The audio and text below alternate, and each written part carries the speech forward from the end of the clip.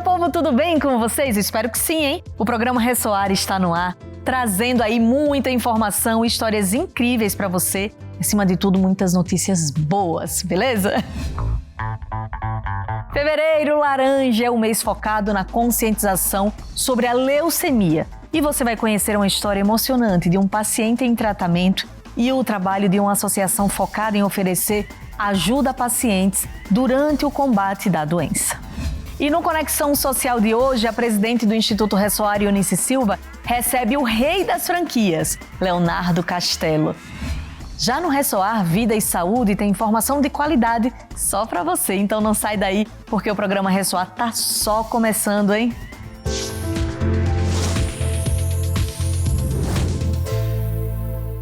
O segundo mês do ano é dedicado à campanha Fevereiro Laranja. O objetivo é conscientizar as pessoas sobre a leucemia e a importância da doação de medula óssea. Atualmente, a doença é uma das mais comuns entre homens e mulheres.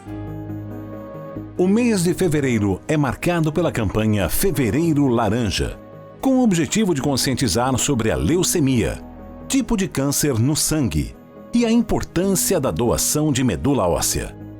O INCA, Instituto Nacional de Câncer, afirma que em 2020 foram diagnosticados mais de 10 mil novos casos de leucemia no Brasil, 5 mil casos registrados em homens e 4 mil em mulheres, e um aumento de 32% em relação a 2019. Com a finalidade de oferecer ajuda e mobilizar parceiros para que todas as pessoas com câncer do sangue no Brasil tenham acesso ao melhor tratamento, foi fundada a ABRALI, Associação Brasileira de Linfoma e Leucemia. A associação, a ABRALI, Associação Brasileira de Linfoma e Leucemia, ela foi fundada há 20 anos.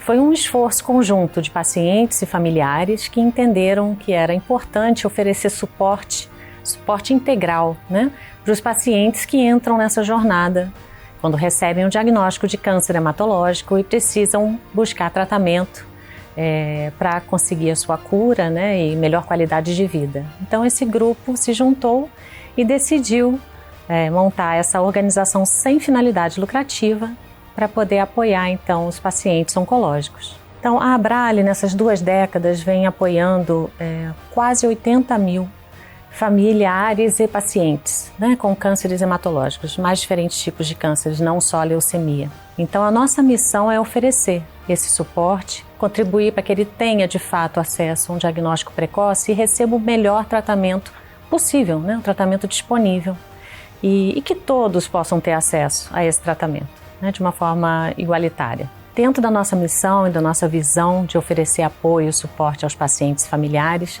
nós oferecemos materiais informativos que têm grande valor, porque eles levam informação confiável, numa linguagem assertiva e acessível para a população em geral.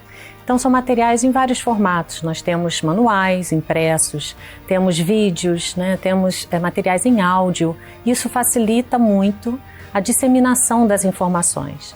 Além disso, nós oferecemos um suporte 100% gratuito, com diversos atendimentos de psicologia, nutrição, com orientação jurídica, apoio social, apoio médico, segunda opinião de um especialista, enfim, são diversos tipos de serviços especializados com a nossa equipe própria e também a nossa rede de voluntários.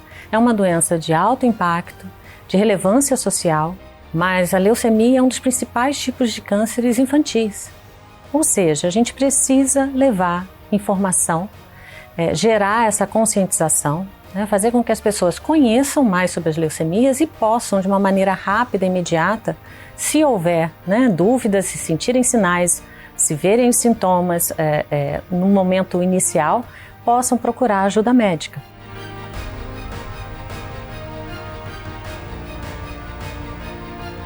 Os principais sintomas da leucemia são pela deficiência ou ineficiência das células doentes e que impedem também a fabricação das outras células saudáveis. Então, a função de proteção não vai ser exercida corretamente, o paciente pode ter infecções recorrentes ou infecções graves. Além disso, a proliferação dessas células impedem que também se fabrique de uma forma adequada as outras células saudáveis do sangue, e o paciente pode também levar a ter anemia ou plaquetas baixas, a plaquetopenia, e com isso também ter os sintomas devido à falta de plaquetas, que é o risco de sangramento, etc.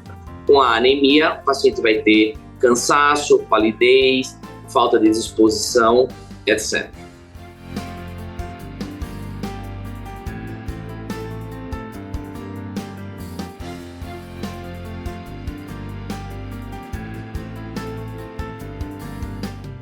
Como eu descobri a doença?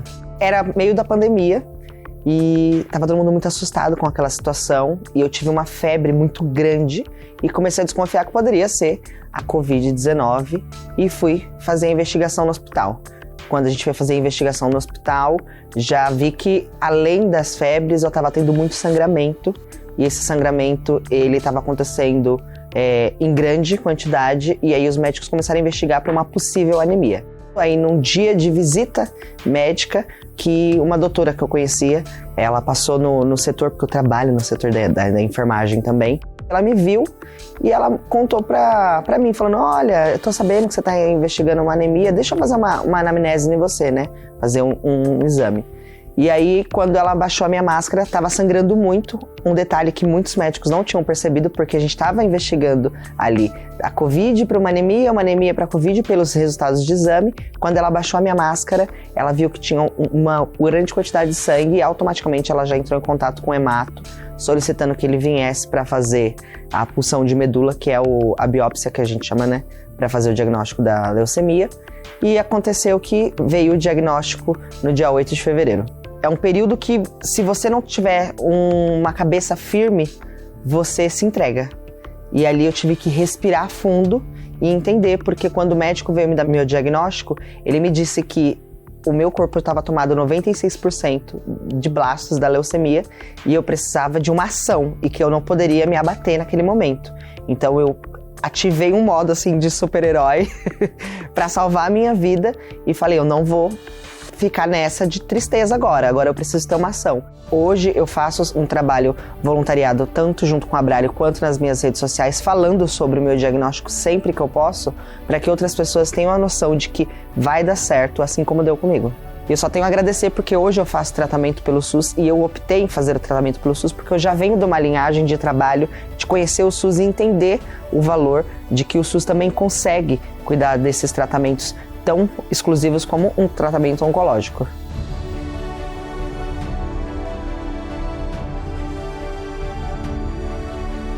Para ser doador de medula óssea, o principal é ser maior de idade, maior de 18 anos, e se apresentar ao hemocentro da sua cidade. Isso é muito importante, porque você pode ajudar e salvar vidas. Não digo só doador de medula óssea, mas também doador de sangue, porque os pacientes que têm leucemia, muitos deles são submetidos a várias sessões de transfusões devido ao tratamento e devido à doença, e é muito necessária a ajuda da população para a doação de sangue também. O nosso lema é 100% de esforço, onde houver 1% de chance. Então nós estamos aqui para ajudar o paciente, os familiares, em todas as suas necessidades durante essa jornada de tratamento e cuidados pela saúde.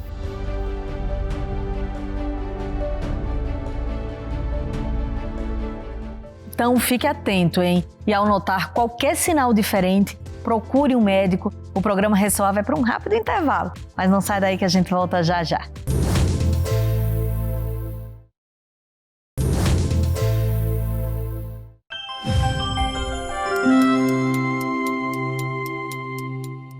Você sabia que uma pequena ajuda pode fazer a diferença na vida de alguém? No sertão da Bahia, centenas de crianças e adolescentes passam por muitas dificuldades.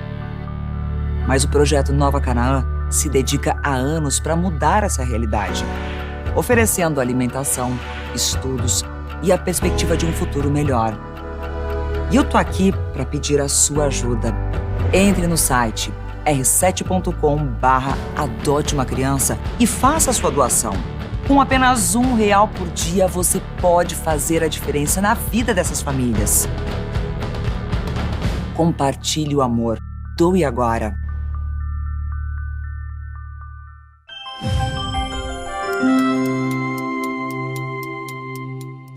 Estamos de volta e chegou a hora de conferir mais um Conexão Social. Hoje, a presidente do Instituto Ressoar, Eunice Silva, conversa com Leonardo Castelo, um dos maiores franqueadores do Brasil. Legal, hein? Bora lá acompanhar essa entrevista?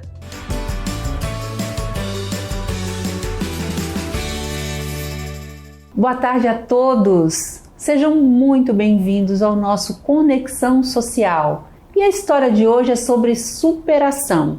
Iremos conhecer a história de um garoto que iniciou sua trajetória empreendedora ainda muito pequeno, viu?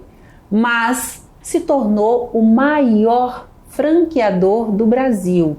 Eu estou falando de Leonardo Castelo, CEO da 300 Franchise Exponencial e também conhecido como o Rei das Franquias. Seja muito bem-vindo, Léo, que honra te receber aqui, viu? Eu quem agradeço pelo convite, que prazer enorme estar aqui junto com vocês, compartilhando aí um pouquinho da minha história para inspirar crianças, inspirar jovens, inspirar novos empreendedores a que façam igual ou melhor. Muito bom, viu? Você tem uma história linda, de superação sim, mas de muita garra, de muita luta. Com certeza você investiu muito em treinamentos, mentorias, estudou muito, porque o sucesso que você tem não é por acaso, né, Léo? Mas eu queria que você começasse falando como é que começou primeiro, como é que nasceu o empreendedor Léo. Eu sou aqui da cidade de São Paulo, né? Nós vimos uma Kombi passando na rua e vendendo produto de limpeza. Nós descemos para comprar uma garrafa de detergente para minha mãe. E a observação foi que aquela pessoa, ela vendia muito. Ela vendia em uma casa, vendia em outra, vendia em uma, vendia em outra.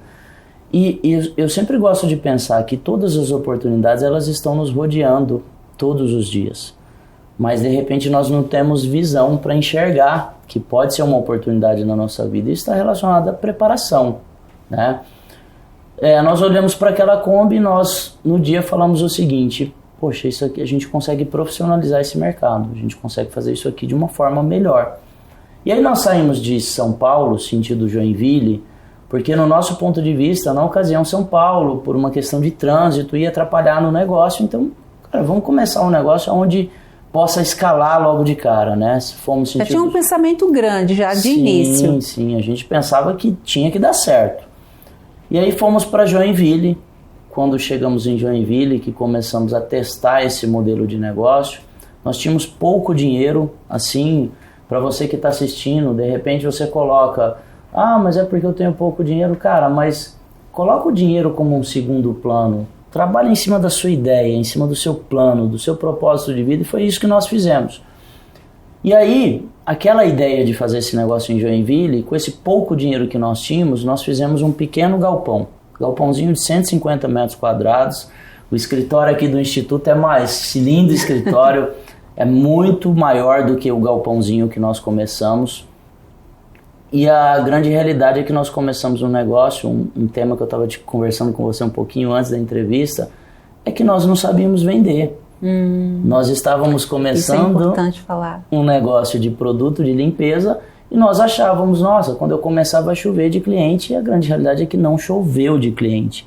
E quando nós batimos na porta de uma residência para vender uma garrafa de amaciante a R$2, que a gente abordava: a senhora, tudo bom, bom dia, que a pessoa já falava não, nós não sabíamos contornar uma objeção, não sabíamos mostrar os pontos fortes do nosso negócio, e como consequência você vendia pouco. E a grande realidade é que toda vez que você vende pouco, você passa dificuldade. Sim.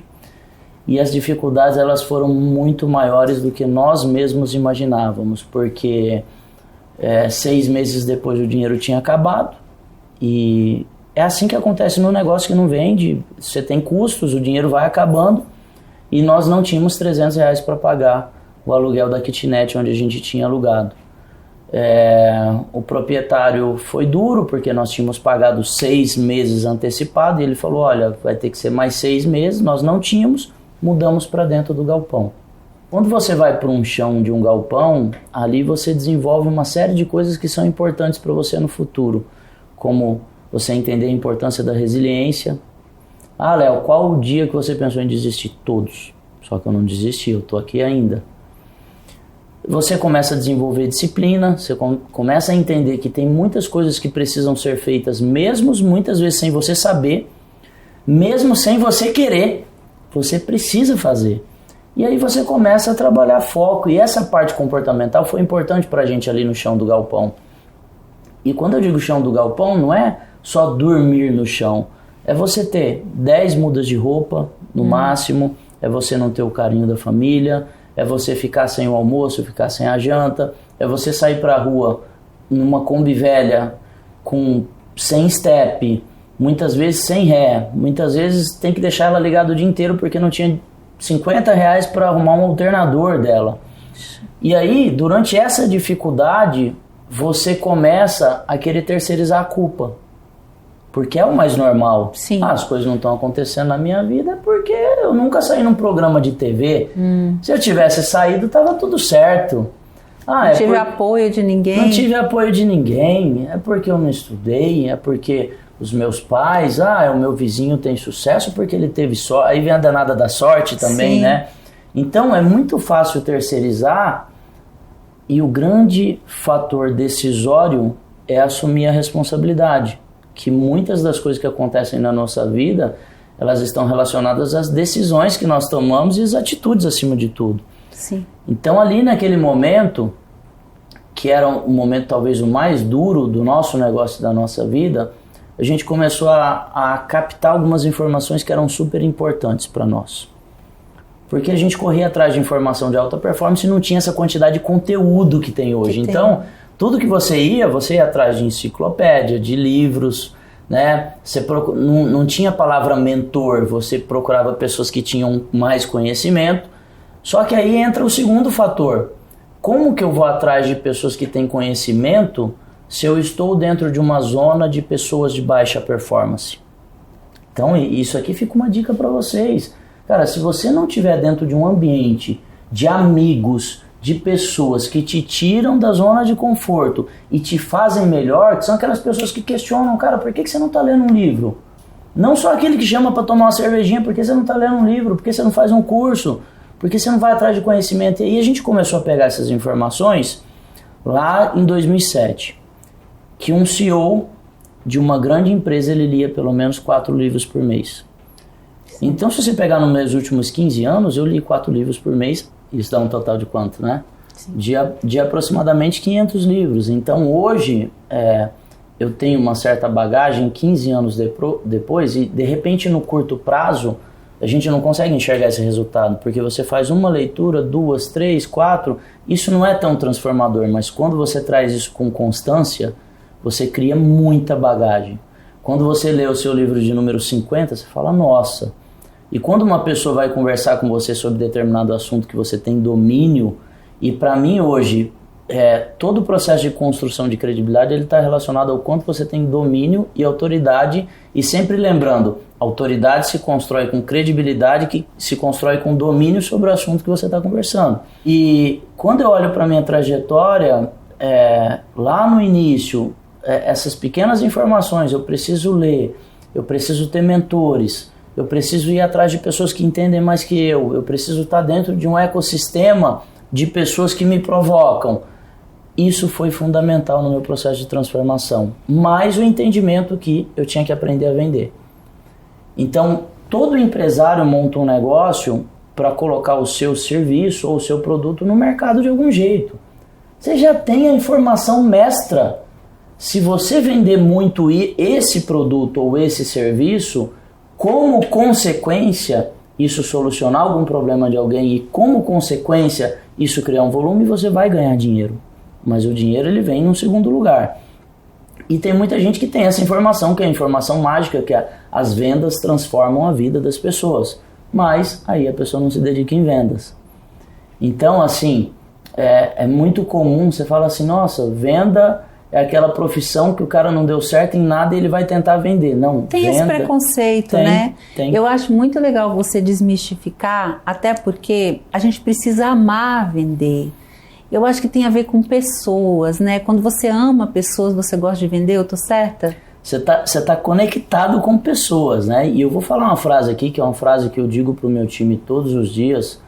Venda é a profissão mais meritocrática que existe, porque a grande maioria dos processos de venda, você tem uma coisa chamada comissão. Você consegue fazer o seu resultado, então o seu resultado é meritocrático. Se você entender muito desse tema e se você entender muito do produto, como consequência você vai vender.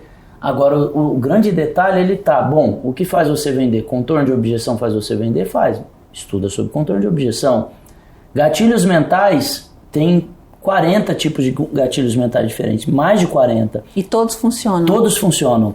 Mesmo a gente conhecendo ele, a gente cai toda hora. Isso. Você já caiu? Eu caio toda hora. Eu sei, eu falei, meu Deus, eu sabia, mas é justamente isso. É igual, por exemplo, assim, ó, você vai numa loja de televisão e o cara tá te aplicando ali um gatilho de urgência. Eu preciso que você feche isso aqui hoje, e aí a televisão tá 1.500, ele tá te fazendo por 1.350.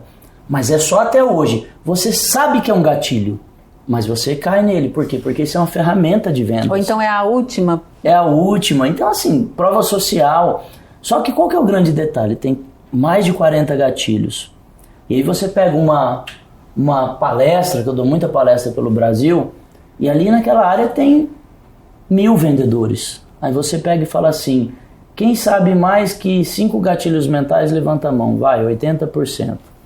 Quem sabe mais que 10 gatilhos mentais? 70%. Quem sabe mais que 15 gatilhos? Ninguém sabe. Tem gente que nem sabe que é gatilho e ainda fala que é do mal, né? Teoricamente. O gatilho, ele é uma ferramenta de vendas, né? Ele é uma ferramenta que você utiliza e ele tem que ser utilizado de uma forma inteligente durante o processo de venda. É processual. Venda está relacionada a processo. Você faz uma série de coisas e como consequência você vende. Uma delas é o relacionamento, uma delas é o engajamento com o cliente, uma delas é utilizar gatilhos mentais, uma delas é utilizar metodologias, o AIDA, o SPIN, seja lá o que for. Quando você começa um negócio igual eu comecei, você não tem esses entendimentos. Então, eu adoro fazer esse tipo de coisa aqui, porque eu acredito que uma entrevista igual essa, para quem prestar atenção de verdade e levar isso para o seu coração, pode antecipar 5 anos na vida de uma pessoa. Com certeza. Concorda? Sim. E uma coisa que eu sempre gosto de pensar... Encurta o caminho. Encurta o caminho. E uma coisa que eu gosto muito de pensar é o seguinte, baseado em tudo que eu construí hoje, o tamanho de empresa que nós temos, nós somos líderes de mercado em 18 segmentos. São mais de 90 marcas que nós somos sócios, 8.000 franquias, 30.000 pessoas impactadas. Léo, o que você daria para você voltar 5 anos da minha vida? Eu daria tudo. Só que o tempo não volta. Então só tem uma coisa que nós podemos fazer a partir de hoje. Ser mais rápido nas nossas tomadas de decisão. Nossa. A gente estava falando um pouquinho sobre isso também, né? Sim. Ser mais rápido nas nossas atitudes e, acima de tudo, de entender que a gente precisa de buscar conhecimento para fazer todas essas transformações acontecer. Então o empresário que eu comecei há 15 anos atrás, ele se transformou em outro empresário. Porque eu fui atrás de visão, eu fui atrás de provocações, eu fui atrás de ensinamentos e de leituras que me trouxessem base para isso. Aí tem uma coisa que é super importante. Quando você traz isso tudo para a mesa que eu falei, são tudo teorias. Você precisa colocar isso em prática. Se você não colocar em prática, não adianta de nada, de nada. Fica só obesidade mental. Obesidade mental. Você fica aquela pessoa com muito conhecimento, você consegue conversar, mas você não tem embasamento prático, né? O que acaba perdendo a credibilidade, porque não adianta você saber e não fazer isso acontecer, isso não torna de verdade, né? Isso é muito teórico, né? Isso. Então, a 300 ela nasceu sem muita clareza, ela se consolidou no mercado com muita dor, porque toda vez que você é disruptivo, você é questionado. Então, quero falar mais uma coisa para todos vocês que têm ideias sensacionais, mesmo sendo muito questionado, continue acreditando nas suas convicções até que você tenha certeza que as suas convicções realmente não funcionam. Escute, mas filtre bastante, né? Sim. Para que você não se perda no meio do caminho em cima das mensagens negativas que você vai receber de pessoas que de repente nem te conhecem. Então, Uma coisa que eu sempre... E que não estão fazendo nada. Isso. Normalmente quem fala muito não está fazendo nada, não está transformando a vida de ninguém, não está entregando nenhum serviço. Olha, no meio do caminho aconteceu comigo, né? A Ecoville, ela é o maior player do mercado de produto de limpeza no que diz respeito a franquias. E tem muito empresário hoje do mesmo mercado que eu, e eu sou amigo de todo mundo, mas a galera chega e fala assim, sabia que eu tivesse ideia há 20 anos atrás? Eu falo, pois é, mas você não fez. E eu fiz. Então, um ponto de vista claro que eu tenho, atitudes valem mais do que palavras. Concordo. Atitudes valem mais do que palavras. Concordo muito. É o que você faz, não é o que você fala. E o pior de tudo é que muitas vezes você não faz, você tem que ficar contando a história dos outros, em vez de contar a sua própria história. Sim, sua própria experiência. Isso. Agora, eu sei que você já falou, mas a gente vai falar mais um pouquinho. Eu queria que você falasse duas coisas. De novo, como é o processo de vocês lá para vocês expandir? Quem chega tem uma dor, por exemplo, tem uma marca de roupas que já tem 30 lojas e que ela está pensando em fazer uma franquia, mas ela ainda não está faturando, já não está exatamente como você falou, nesse nível de faturamento. Como é que ela faz hoje para chegar até você? Como é que você avaliaria essa pessoa e o que você falaria para ela? Então, o que aconteceu com a 300 no meio do caminho? Nós nascemos enquanto aceleradora de negócios. O que uma aceleradora faz? Eu traço a estratégia de planejamento e marketing e eu jogo essa marca para o Brasil. Por que é importante eu avaliar muito bem o meu sócio? Porque quem vai operar o meu sócio, o negócio, é o meu sócio. Só para responder a sua pergunta, só que nós entendemos que isso aqui não era o suficiente para que a gente conseguisse se consolidar no mercado de uma forma diferente do que tudo já que estava sendo feito, né? Aí nós criamos todo um ecossistema que ele começa em consultoria e formatação de negócios. O que a consultoria e formatação faz? Eu pego as marcas que querem se tornar franquia, e aí é desde a marca que tem 30 unidades até o cara que de repente tem uma empresa de caneca e tem uma unidade só e ele quer fazer esse negócio aqui virar franquia. E para muitos casos, nós temos que dar o feedback depois do estudo, olha, infelizmente, deixa eu te contar uma coisa, esse negócio de caneca aqui, ele não é um negócio franqueável. Você pode até ir para a franquia, mas você vai ter mais dor de cabeça do que propriamente ou cumprir um propósito ou ganhar dinheiro. Então, não vai para o mercado. E olha só, aqui eu estou vendendo, mas o meu processo de venda é uma venda que eu preciso falar a verdade para o meu cliente, porque senão eu vou meter ele numa fria. Sim. Segundo ponto quando eu me predisponho a formatar esses negócios enquanto franquia, eu tenho que entender que o meu modelo é disruptivo em relação a tudo que já foi feito, porque a minha formatação não é uma entrega de papel igual acontecia no passado. Quando eu formatei a minha empresa, eles me entregaram um monte de manual na mão e falaram assim, vai. Mas eu não sabia fazer, então eu bati muita cabeça. Então o que nós entendemos enquanto formatação? A nossa formatação é uma formatação de mente. A gente vai formatar esse empresário para pegar essa empresa de caneca. Não, olha só, seu projeto é franqueável, ele é bom, mas você vai ter essa dor, essa dor, essa dor. Você é resiliente? Não, então não vai. Você é disciplinado? Não, então não vai. Você está predisposto a trabalhar 14 horas por dia? Então não vai. Então a gente formata o cara para o quanto vai ser duro, em vez de entregar os manuais e falar assim, vai lá e segue os manuais que vai acontecer. Porque não vai acontecer do jeito que está nos manuais. Empreender é muito mais duro do que uma leitura de um livro. Sim.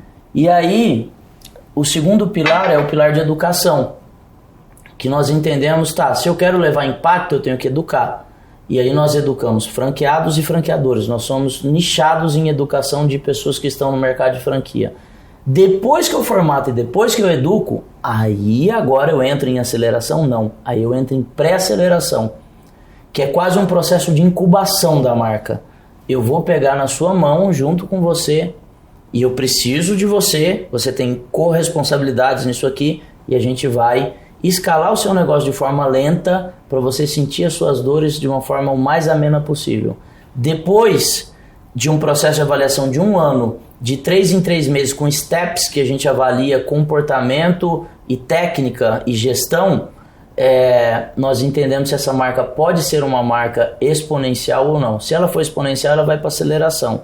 E aí eu tenho um último pilar, que é um pilar de gestão de negócios. Quando eu vejo que o negócio tem muito potencial, que eu falo, nossa, essa caneca aqui, essa caneca vai explodir no Brasil inteiro, eu pego esse negócio e falo assim, olha, você tem um baita de um negócio, mas deixa eu ser 100% sincero com você.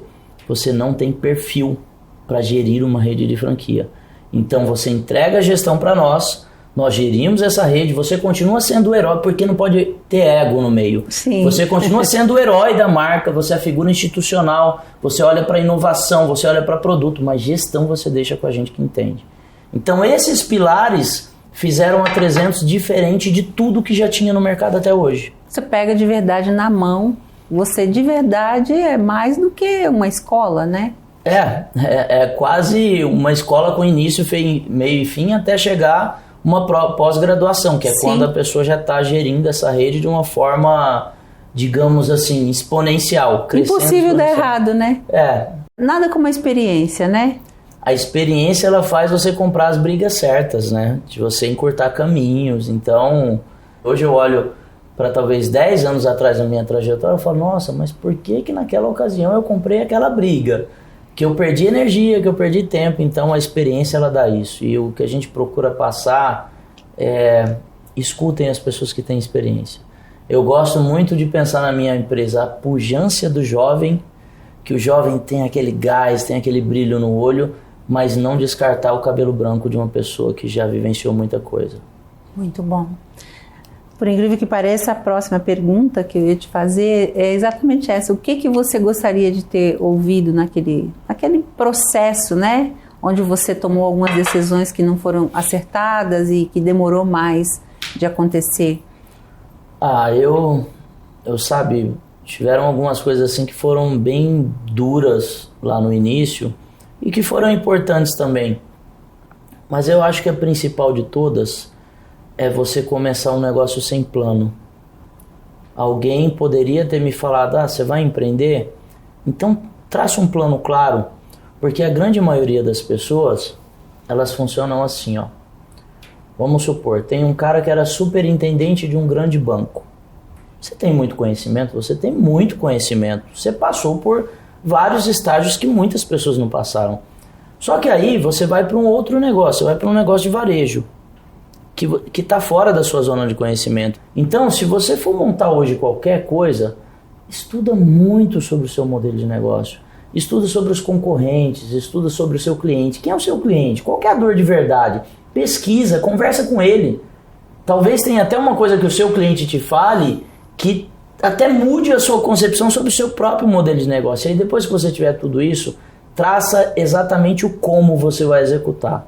Para mim ter o meu resultado, eu preciso sair para a rua, eu preciso fazer 60 visitas por dia, das 60 visitas eu preciso converter 30% num ticket médio de tal, e aí eu vou ter um resultado de X, só que quando eu tenho um resultado de X eu só posso gastar Y, e a grande maioria das vezes o que eu vejo? Pessoas começando um negócio que não entende propósito, que não entende de gestão, que não entende de vendas, e aí ele começa a vender, e aí ele gasta o que não pode, e aí daqui a pouco o primeiro dinheiro que ele tem ele troca de carro, e aí, cara, você começa a ver, pós-pandemia, 30 dias depois da pandemia, 480 mil empresas quebrando no Brasil. Sim.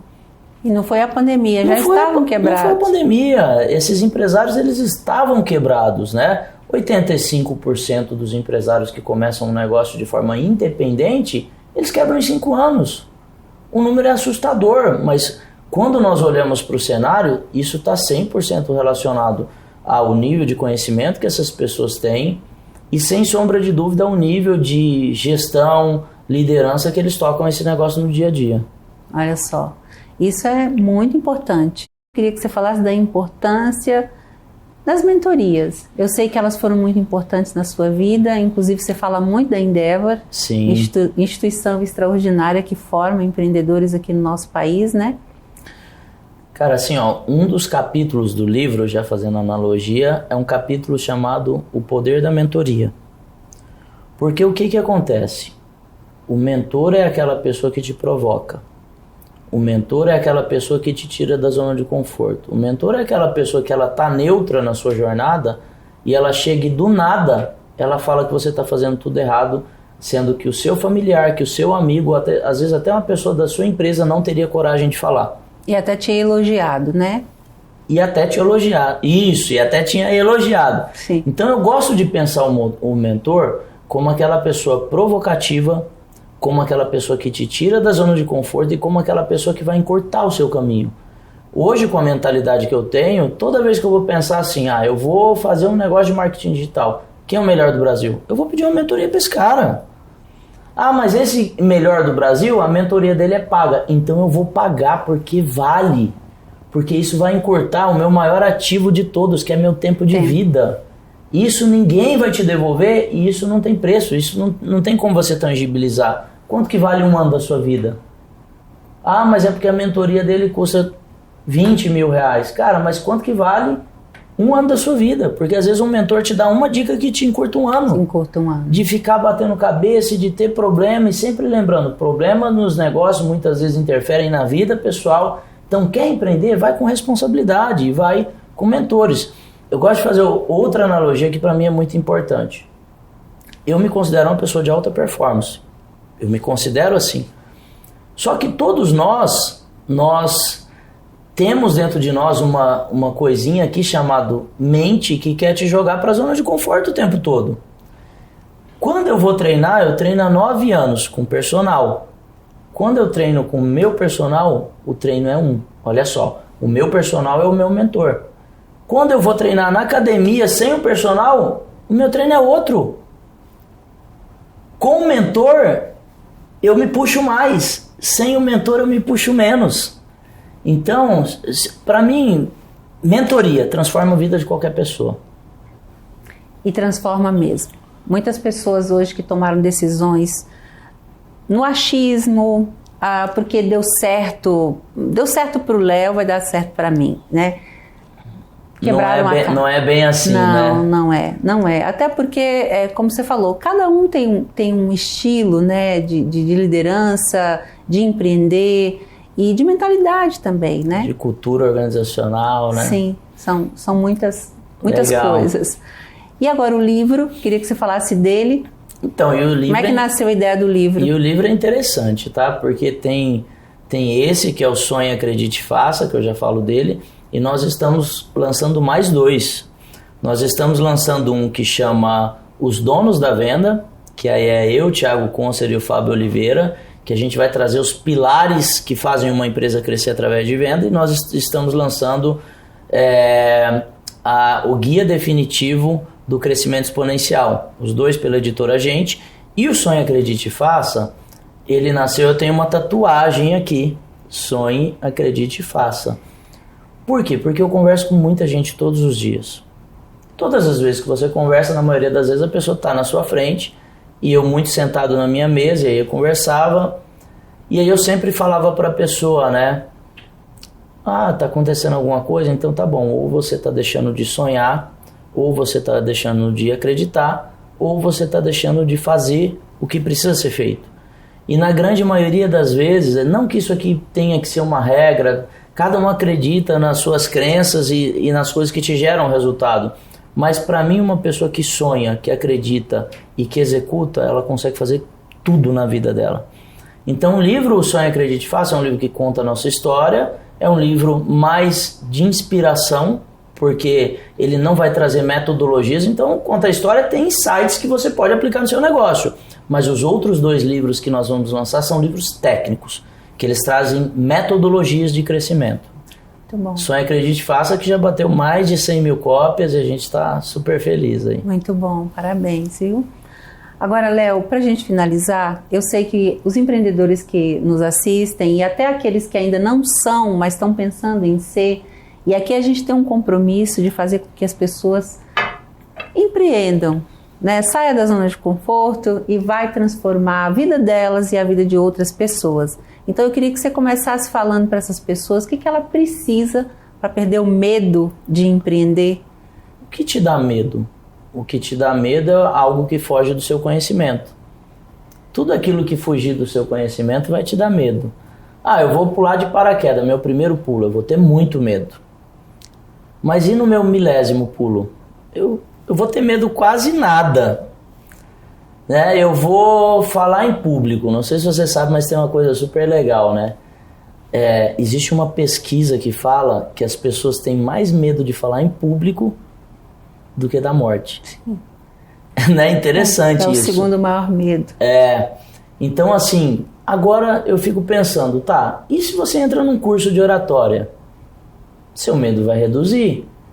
E se esse curso dura 6 meses? Nossa, 6 meses falando em público, aí você começa treinando com a pessoa no elevador, daqui a pouco você está treinando na sala, daqui a pouco você está falando com 10 pessoas, daqui a pouco você está conversando com 1000. Não pensem que eu hoje falo, mas que eu fiz oratória, eu fui fazer cursos para mim também perder um pouquinho o frio na barriga, é importante, mas para perder o friozão na barriga. Então as pessoas têm medo de empreender porque elas não têm conhecimento para empreender. Aí, de repente, Léo, então traz alguns insights do que a pessoa precisa. Você precisa minimamente estudar sobre pessoas, porque todo e qualquer negócio você vai precisar de pessoas. Léo, gestão de pessoas? Gestão de pessoas. Como lidar com pessoas? Inteligência emocional.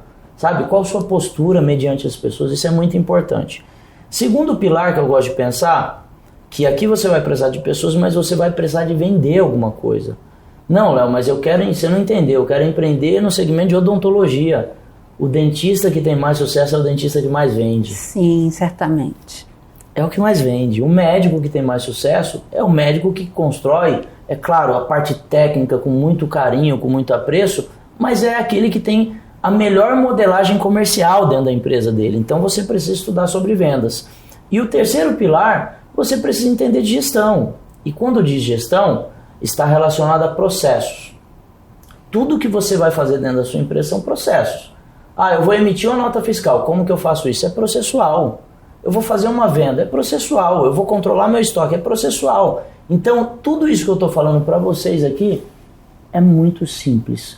Com o nível de informação e conhecimento que hoje se joga no mercado, se vocês pegarem esses 3 pilares, digitarem no YouTube aí, e assistirem cada tema desse aqui 10 dias consecutivos, daqui 30 dias você está pronto para empreender. Então, esse medo está relacionado ao conhecimento. Para a gente fechar, você vai deixar uma mensagem que é a que você carrega no coração e você ensina para as pessoas. Faz de conta que agora a gente tem aqui milhares de mentorados e você é o nosso mentor. Queria que você falasse então para a gente que já está empreendendo ou para a gente que vai começar agora, né? Como é que a gente toca isso e vai dar certo? No meio do caminho de todas as jornadas, existem questionamentos de pessoas de fora, mas existe o maior questionamento de todos, que é o nosso questionamento sobre nós mesmos. De muitas vezes a gente ficar se sabotando e achar que a gente não tem potencial, que a gente não consegue fazer, e tudo isso é uma mística muito grande. E eu quero deixar uma mensagem para vocês, que é uma mensagem que eu carrego para a minha vida. Se Deus colocou um sonho no seu coração, qualquer um que seja, é porque ele é possível de ser realizado. Deus nunca coloca nos nossos corações algo que a gente não consegue fazer. Se ele colocou, vai para cima, que é porque você dá conta, independente do que vão falar. Continue acreditando nas suas convicções e faz acontecer. Uau, muito bom. Gente, eu aprendi muito, eu estou muito feliz. Eu queria te agradecer mais uma vez. Eu quem agradeço. Foi muito gostosa essa conversa, muito gostosa mesmo. Muito, nós aprendemos muito. Obrigada, desejo cada vez mais sucesso, porque com certeza você vai impactar, ainda vai impactar muitas pessoas, viu? Para todos nós. Sucesso para vocês, hein? Sim, gente. Muito obrigada por sua audiência também.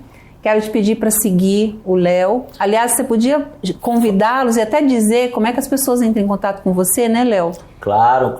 Então, o meu Instagram e a grande maioria das minhas mídias sociais é leonardo.castelo. Então você vai me achar no LinkedIn, no Instagram. Eu tenho mais tração no Instagram, ali eu publico muita coisa sobre rotina. Eu gosto bastante de falar sobre rotina, porque muitas vezes as pessoas falam assim: mas o Léo tem um negócio muito grande, ele não consegue treinar. Eu consigo treinar. O Léo tem um negócio muito grande, ele não consegue ler. Eu consigo ler. Porque são prioridades que a gente coloca na nossa vida. Você consegue fazer tudo. É só você priorizar aquilo que é importante para o seu dia a dia. Então, enxergar rotinas de quem está fazendo algo legal é bem importante. Minhas mídias sociais são essas e tem o da empresa também para quem quiser acompanhar, 300f.com.br. Muito bacana. E quem quiser também, né, consultar como Claro. é que vira modelo de negócio, como é que vai ser seu sócio, tá tudo lá, né? Só me chamar ali, eu sempre respondo todo mundo. Uma coisa que eu sempre tive, mesmo crescendo, eu respondia lá quando era pequeno, por que eu não vou responder agora? Então, todo mundo tem uma resposta. Muito bom. Gente, então tá aí. Obrigada por sua audiência, viu? É sempre um carinho muito grande das pessoas que traz aqui. Eu tenho certeza que você recebe isso aí. Agora, mais do que você ter todas essas informações, é colocar em prática. Esse é o nosso desejo. E eu tenho certeza que, colocando em prática tudo isso que o Léo falou, vai transformar a sua vida nesse ano, vai fazer de você um empreendedor de sucesso. E no próximo domingo estaremos aqui novamente. Siga o Léo, siga o programa Ressoar, me siga também. Um grande abraço e até lá.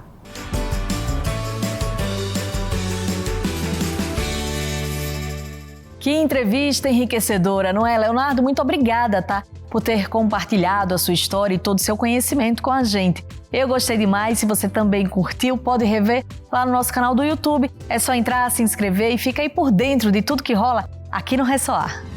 E agora está na hora do nosso quadro Ressoar Vida e Saúde, que está assim repleto de informações para deixar a sua vida ainda melhor.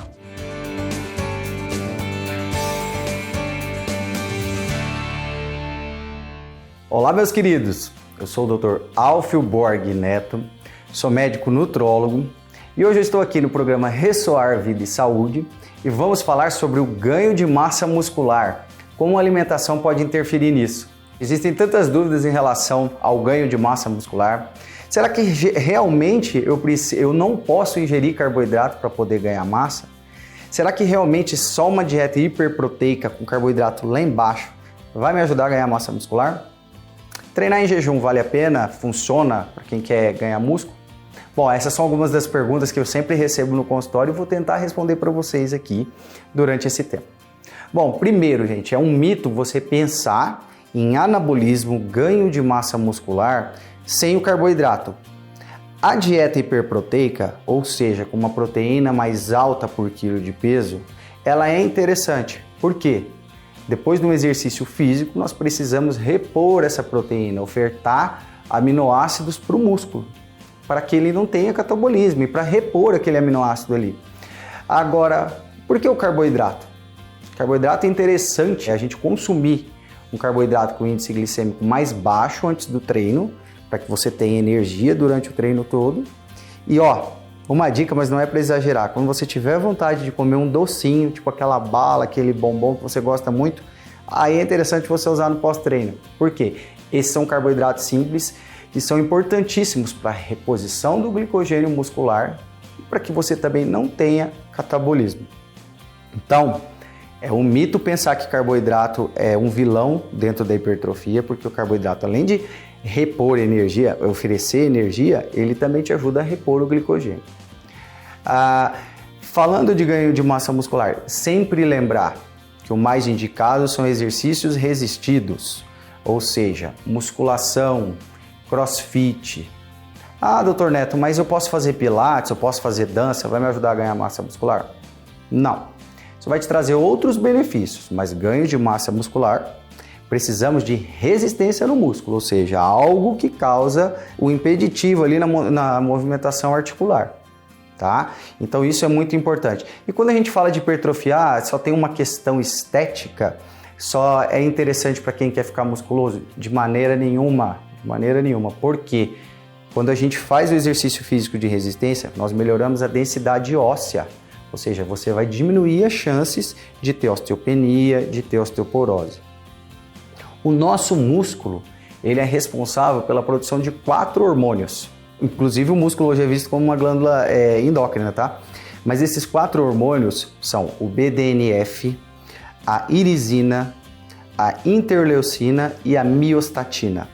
Miostatina, gente, é o único hormônio que o nosso músculo produz que não é tão legal e aumenta em quadros de inflamação. Mas a irisina e o BDNF, eles melhoram a sensibilização da insulina, melhoram a saciedade, fazem um controle no centro da fome. Então vocês entendem porque o ganho de massa muscular não é só uma questão estética, isso traz vários outros benefícios. Reforçando ainda o treino de resistência, ele também ajuda, contribui nos controles pressóricos, ajudam no controle do colesterol, dentre outros. Então, voltando a falar de hipertrofia, é importante uma dieta equilibrada, importante uma dieta com carboidratos nos momentos corretos, um ajuste de proteína, porque eu preciso avaliar a função renal desse paciente, se é um paciente diabético, se é um paciente que tem uma doença renal crônica, e aí são outros cálculos. Ganho de massa muscular não é tão simples quanto as pessoas parecem, mas carboidrato, de maneira alguma, é um vilão aí nessa trajetória. Abraço, até a próxima!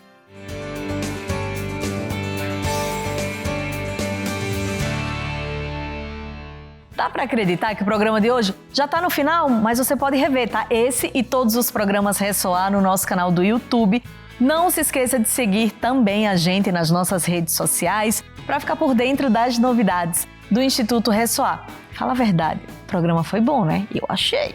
E para encerrar, a gente fica com o seguinte pensamento de Platão.